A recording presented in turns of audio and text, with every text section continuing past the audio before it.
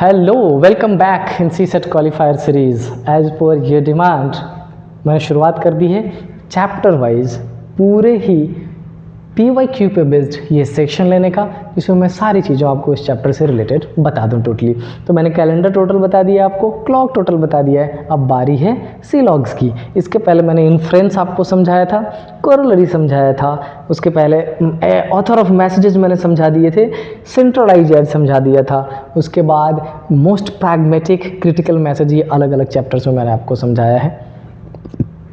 अभी तक जितना मैं पढ़ा चुका हूँ पैसेज के लिए 100% वेल ओके सफिशिएंट है। अगर आपने सही से वो 10 वीडियो कवर कर लिया ना, आपको सी सेट में आगे जाने से हिम्मत नहीं है किसी की रोक ले आपको छोड़ के।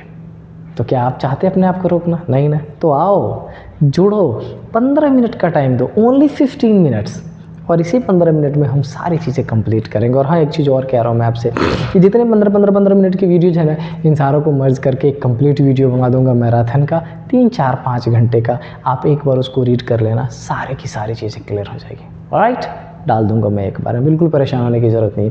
तो आज बिना टाइम ख़राब किए हुए हम पहुँचने वाले हैं एक ऐसे चैप्टर पे जिसके 2 क्वेश्चंस आने की पूरे चांसेस होते हैं, दैट इज सी लॉग्स। बेसिक भी बता दूंगा, क्वेश्चन भी सॉल्व करा दूंगा। बट उसके पहले मैं जितनी शिद्दत से रोज़ चला आता हूँ आपके पास, क्या आप उतनी ही शिद्दत से मेरे चैनल को प्रमोट कर दिया करो यार, मोटिवेशन बनता है।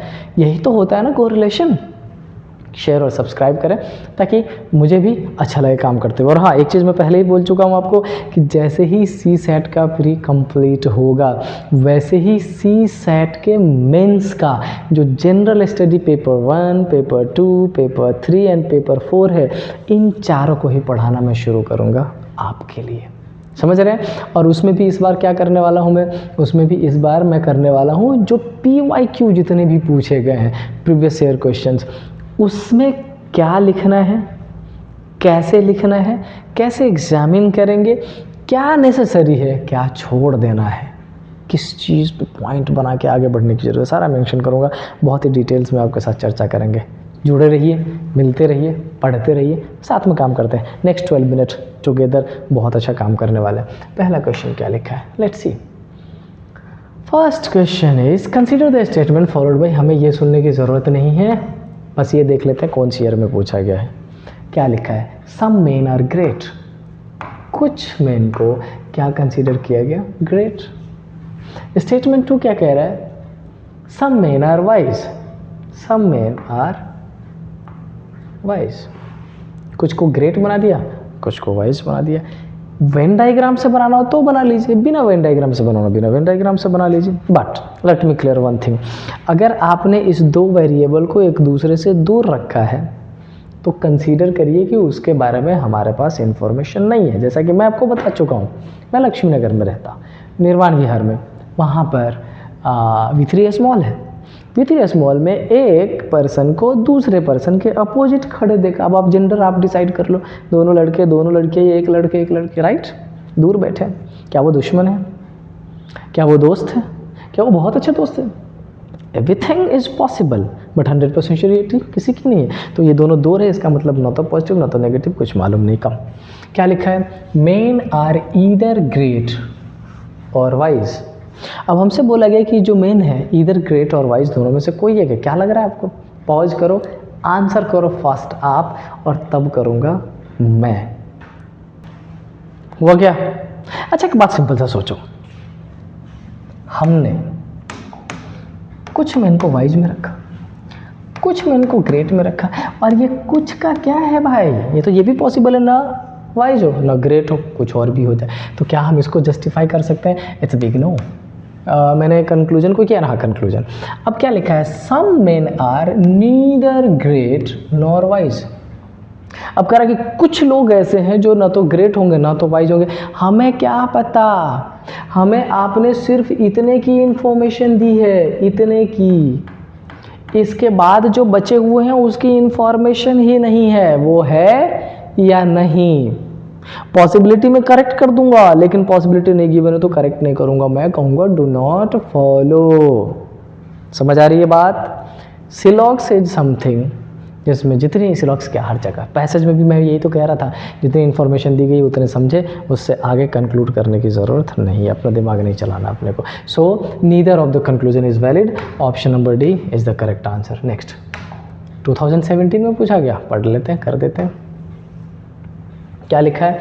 Examine the following statement 1 2 3 4, given that statement 4 is true what can be definitely conclude. अच्छा, एक बात क्या बोला गया है कि जो फोर्थ स्टेटमेंट है ना उसको करेक्ट कंसीडर करना है तो उसके बेसिस पे कौन सा करेक्ट हो जाएगा। चलो पहले इसका डायग्राम बनाने की कोशिश करते हैं। क्या लिखा है? ऑल कलर्स आर प्लीजेंट, सारे ही कलर्स क्या है?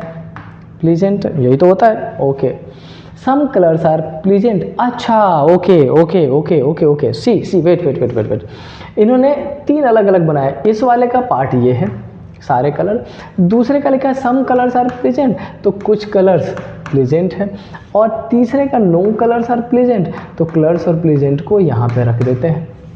ये 3 अलग अलग बात इन्होंने कह दी है। अच्छा, अब हमसे क्या कह रहा है कि देखो मुझे नहीं पता इन तीनों में से कौन सा करेक्ट है, बट इसीलिए सी सेट शानदार जानदार होता है। But some colours are not pleasant, कह रहा है कि कुछ कलर प्लीजेंट नहीं है। एक्चुअल अगर सिलॉक्स में जाते तो हम ऐसा बनाते, कुछ कलर प्लीजेंट नहीं है।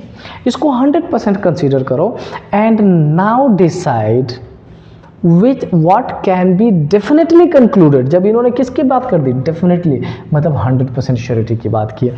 अब हमसे पूछा जा रहा है 1 and 2 आर ट्रू।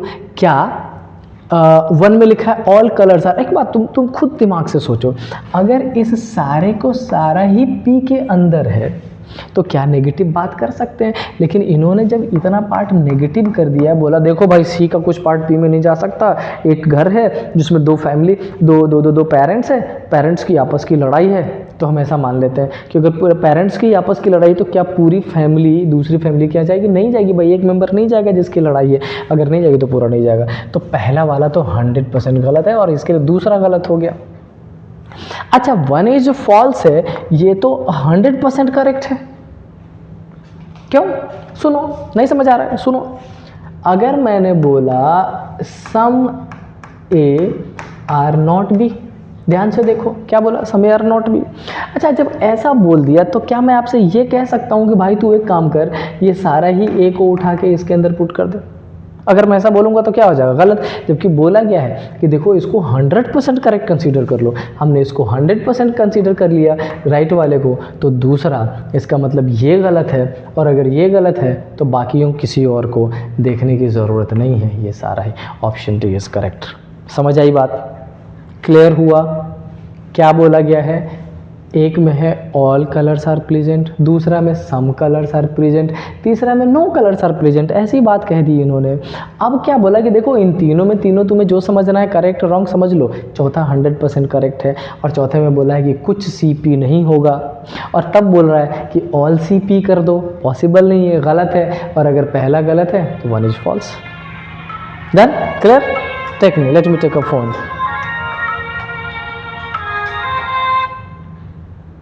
हाँ काजल, हेलो हेलो,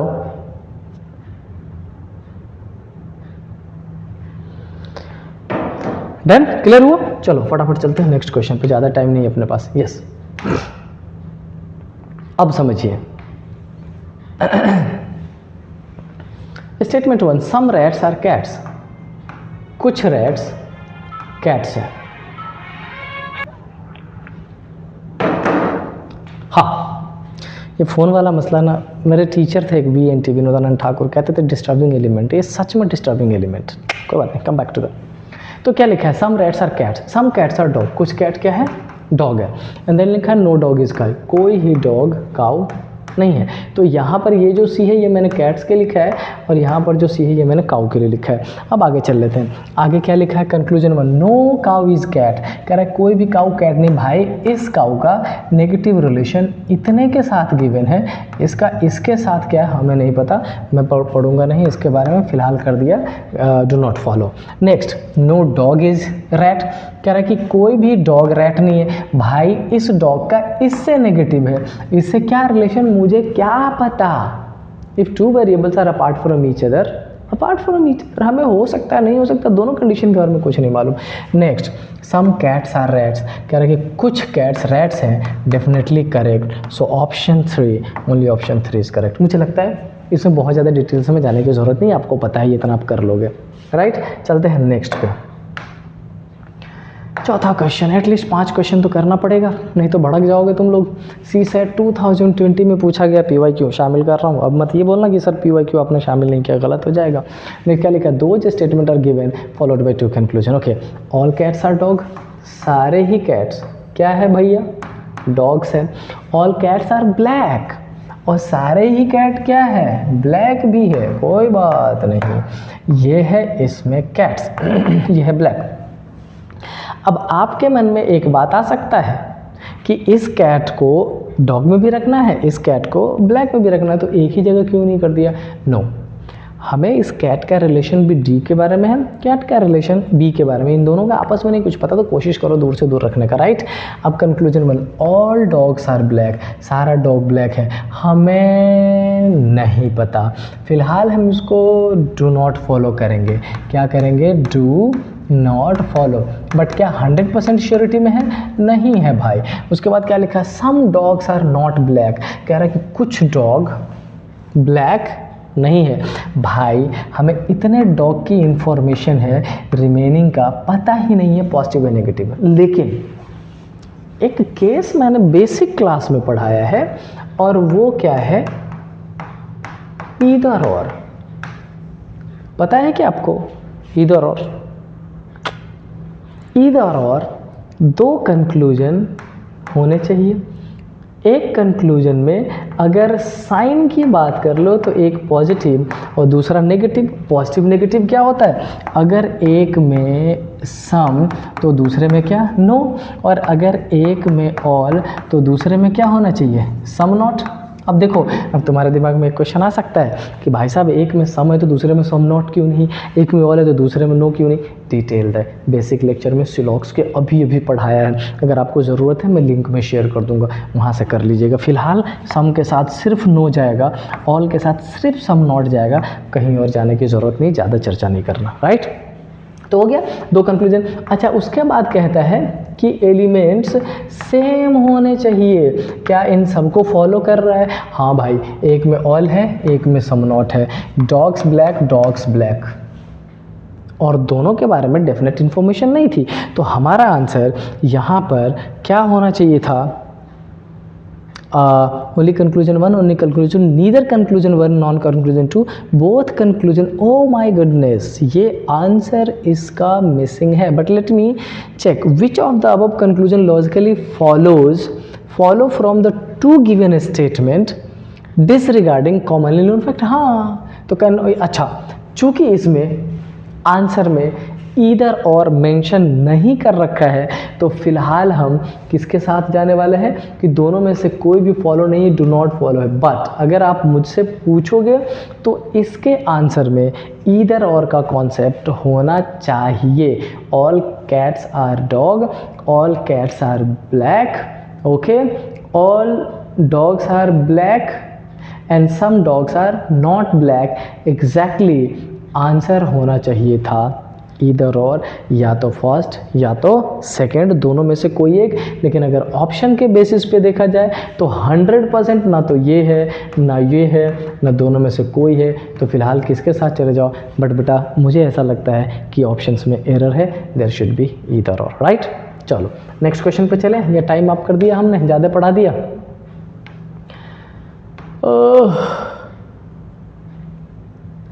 कर देते हैं, चलो क्या लिखा है स्टेटमेंट में। स्टेटमेंट में लिखा है सम रेडियोज आर मोबाइल, कुछ रेडियो क्या है, मोबाइल है। All mobiles are computer and some computer are watches. ये डायग्राम है और ये पूछा गया है कब, भाई कहाँ है, ईयर 21 में। उसके बाद सर्टेनली 100% श्योरिटी मांग रहा है। Some radios are watches, radio और वॉचेज नहीं बोल सकते भाई। Some mobile are watches, mobile watches नहीं बोल सकते भाई। Which one, neither one. ये तो इजी था, डन। आई थिंक सिलॉक्स के PYQ पे बेस्ड जो चीज़ें हैं वो आपको क्लियर हो गई होंगी। लेकिन ये PYQ है, अगर आप डिटेल्स पढ़ना चाहते हैं इसी वीडियो के डिस्क्रिप्शन में लिंक मैंने शेयर किया है, वहाँ से जाके रीड करिए, पढ़िए, कैल्क बहुत अच्छा। और मैंने उस पर्टिकुलर वीडियो में इस पैटर्न का सिलॉक्स पढ़ाया है जो आप चाहो तो बैंकिंग लेवल के रीजनिंग तक को भी टच कर सकते हो, इतना हाई लेवल का है। बहुत शानदार तरीके से आपका कॉन्सेप्ट क्लियर हो जाएगा। तो दूसरी वीडियो ज़रूर देखिए। और अगर आपको चीज़ें ठीक लग रही हो, समझ आ रही हो, अच्छी लग रही हो तो ऐसे ही पढ़ते रहें, जुड़े रहें साथ में। चैनल को थोड़ा सा शेयर और सब्सक्राइब करें। मिलते हैं नेक्स्ट क्लास में। Till then stay happy. जय हिंद।